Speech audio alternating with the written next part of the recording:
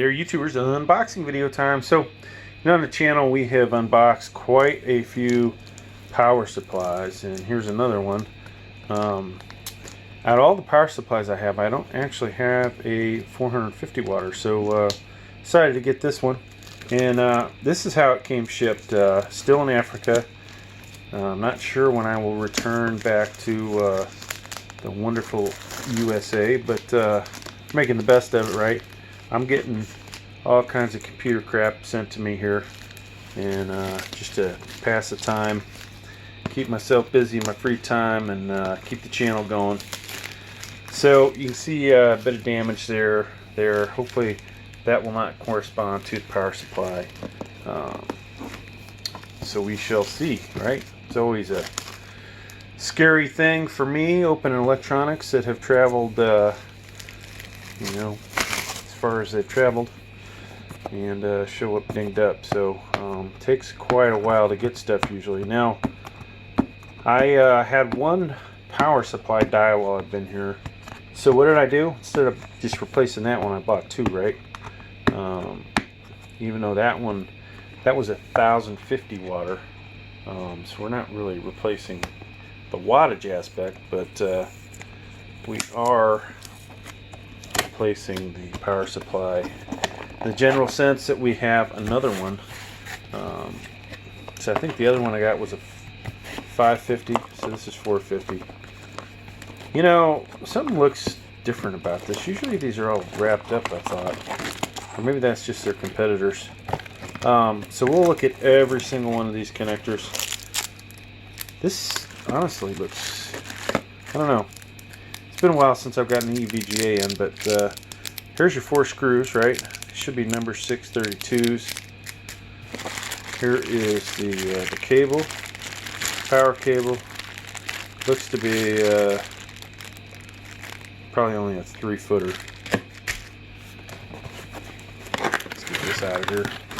Now, as you can see, this thing was sitting on the bottom. It does have a little bit of bubble wrap, but not really that much to protect it. So let's hope that it's you know, not only looks good on the outside, but it's still working, right? All right. So this is bronze. It should be, if I can get that unattached there. This is 80 plus, all right? So should be good quality. Now I did get this, I believe it was about $38. So, you know, am I gonna throw any of my really good graphics cards at this thing? No. This is basically, you know, the cheaper stuff that we have, right? I'd say cheaper. Something like our lower end graphics cards. You know, I'm not gonna plug in my i9s or my i7s into this. There is what it comes with as far as instructions go. Premium power. I do have on the way a device that will monitor the wattage. So we'll do some videos probably with this and that. And I don't know what graphics card we'll use, but we'll find a computer eventually. I've got tons of motherboards here. Funny how much stuff I actually brought with me to Africa, and then how much stuff I've actually bought while I've been here. Of course, Christmas came by. I ordered myself a bunch of stuff, and some of it's actually just starting to show up, which is odd because this was ordered after the fact. So there you go. There's what that looks like. And of course, there's where your fan is. So most cases, you know, this is going to mount in this kind of orientation where the fan will be blowing out the bottom. Of course, there are cases where this will be mounted above the motherboard, and the same orientation, this will basically blow down onto the motherboard.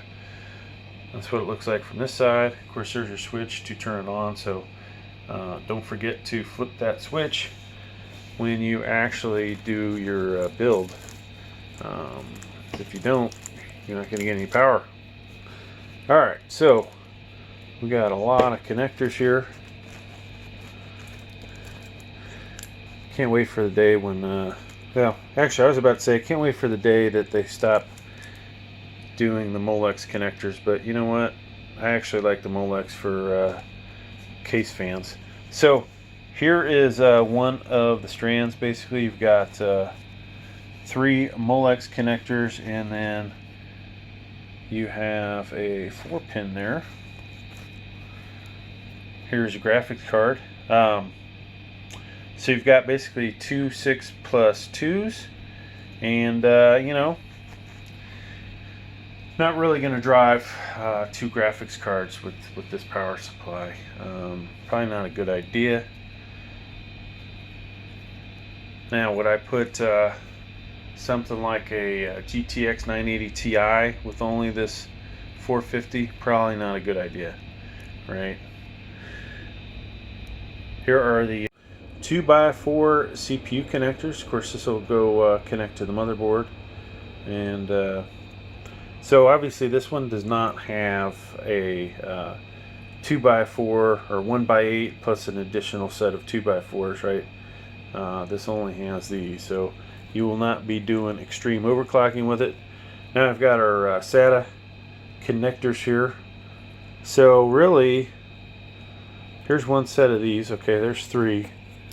You can have basically 6 solid state or 2.5 inch or 3.5 inch drives in this. Okay, so good selection with this.